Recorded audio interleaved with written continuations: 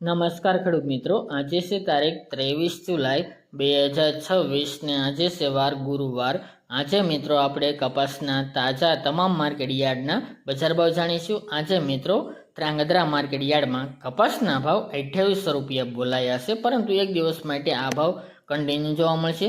બાકી એવરેજ બજાર અત્યારે જોવા જઈએ તો 1900 આસપાસ મોટાભાગના માર્કેટ યાર્ડમાં કપાસની બજાર જોવા મળી રહી છે। આ મિત્રો નવી આવક શરૂ થાય ત્યાં સુધી ભાવ કન્ટિન્યુ એટલે કે દિવાળી સુધી ટકેલા જોવા મળશે।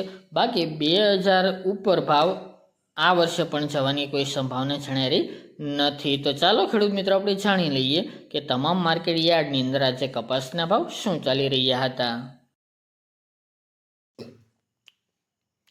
નમસ્કાર મિત્રો, આજે આપણે કપાસના ભાવ જાણીએ તો ધ્રાંગધ્રા 2800 થી 2800 રૂપિયા, સાવરકુંડલા 1500 થી 1850 રૂપિયા, જામજોધપુર 1400 થી 1900 રૂપિયા, રાજકોટ 1225 થી 1915 રૂપિયા, અમરેલી 1150 થી 1910 રૂપિયા, જસદણ 1500 થી 1884 રૂપિયા, જામનગર 1345 થી 1750 રૂપિયા અને ગોંડલ 1121 થી 1851 રૂપિયા।